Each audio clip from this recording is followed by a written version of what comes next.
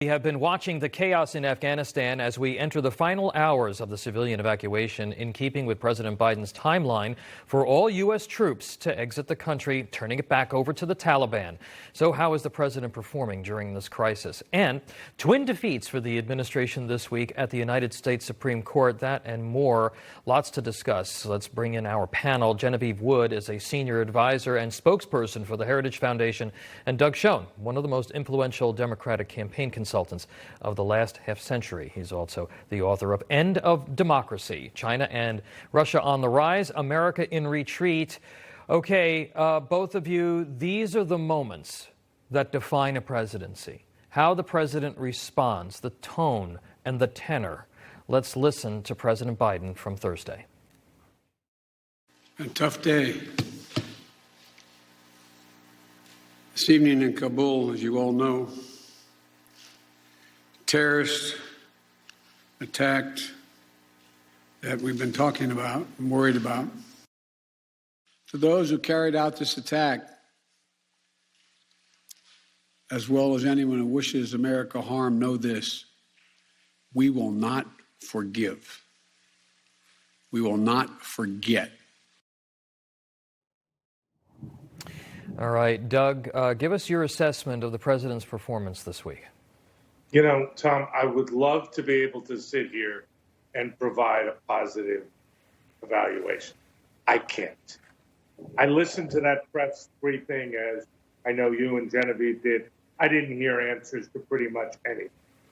I have no clue what our foreign policy is, what we are trying to accomplish, other than just getting out and not even declaring victory. I mean, I think declaring defeat. I'm sick at heart. I'm sick at heart as an American. I have no sense that we have accomplished anything in Afghanistan. I worry that terrorism is going to get worse. Witness the tragedies of Thursday and the events that our own intelligence is suggesting could well happen in the next 3 days. Again, I say this as an American. I'm a loyal patriot. I'm a Democrat, but I cannot, as a analyst or observer, say anything other than I am as saddened and depressed as I can be. It doesn't seem like we're going to be able to get everybody out. We just heard John Kirby. He has no idea.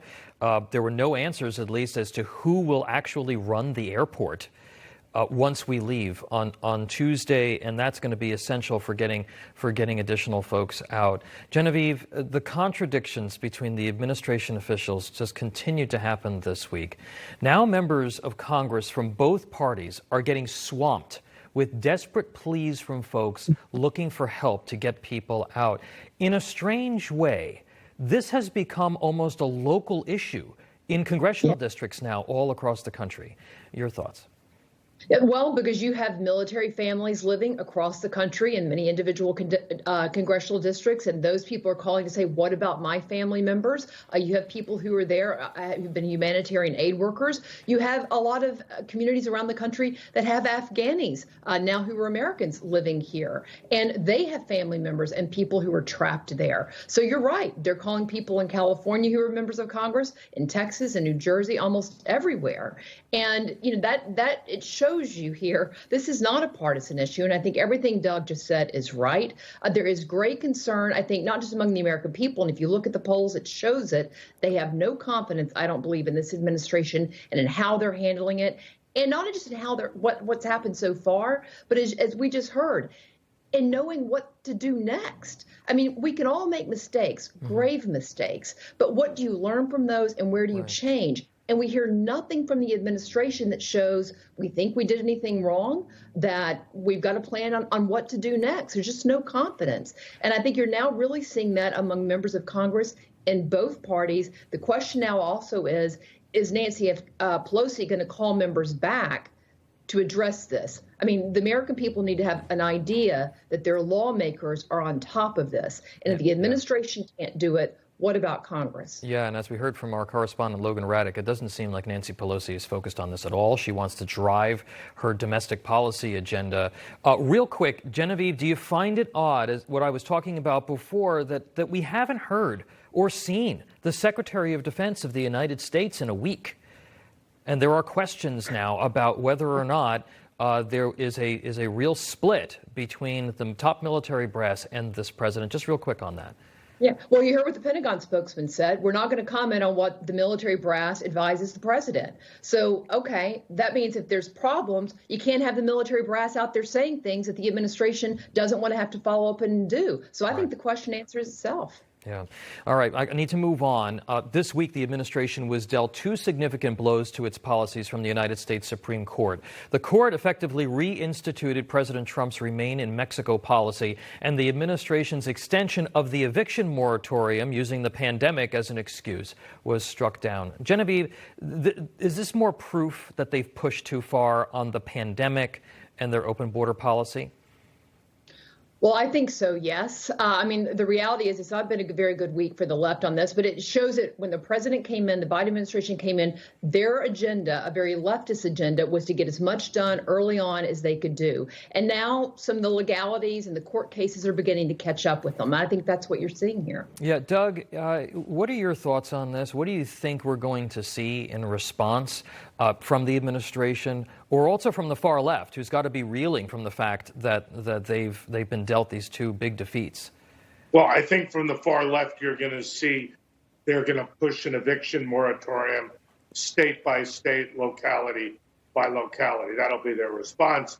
In terms of the border, I think this is a huge substantive and political problem for the Democrats, with millions of people coming across the border each month, many of whom 15, 20% testing positive for COVID. It is a huge, huge problem. And I think given the far left that, as you say, effectively wants open borders, I don't think we're going to see much of a response from the Democrats. Though if it were up to me, we would be moving to close the border and working to get some sort of a bipartisan compromise on immigration. I think the point that you raise about the leftist activist groups, and we know that the far left has a very substantial sort of human infrastructure that actually pushes their agenda, that this is now going to be a local fight, a state-by-state fight when it comes to the eviction moratorium. Okay, now finally, the tale of two elections bills. H.R. 4 passed the House this week, would give the federal government veto power over virtually all state election law changes. And in Texas, their voter integrity bill finally passed the House there after the return of some renegade Democrats. Doug, who do you think's winning this fight right now? Nobody. The American people are losing. If we cannot come together on rational election law legislation that provides some reasonable degree of security about who's voting and some reasonable degree of access to the poll, we are losing as a nation. It's one of our great tragedies that as we sit here 50 years or so, if I have my math correct, after the March on Washington, actually 48 years, I'm sorry, we cannot come together on basic voter legislation. We're all losing, and it's how weak and divided we are as a people. But Genevieve, H.R. 4 isn't sort of basic voter legislation. It's likely unconstitutional. It's a massive power grab for the federal government. Yeah. Your thoughts on this? Well, it is a massive power grab by the federal government. It basically says to a whole lot of states and districts, you don't get to decide what your voting laws are. And even though we've got laws in the books that help decide all of that, they want to take the power out of there and put it into Washington. That's the goal with everything, whether it's eviction moratoriums, whether it's voting rights, whatever it happens to be, tax policy, they want it all to reside in Washington. The good news is I think, yes, it passed the House party line vote. I don't think it has the votes in the Senate. And unfortunately for the left, I think what's happening now on almost every issue is the public is increasingly losing confidence, and that doesn't help. You start having people, especially in Congress, thinking about the next election, and it starts getting really hard to kind of twist the arms of people who are on the fence when the public starts turning against them. Thanks for watching the Heritage Foundation's YouTube channel. With more than 500,000 members, we are the nation's largest conservative research and education institution. We believe the principles and ideas of the American founding are worth conserving and renewing. Please help us further our mission by subscribing to this channel and sharing our videos with your family and friends.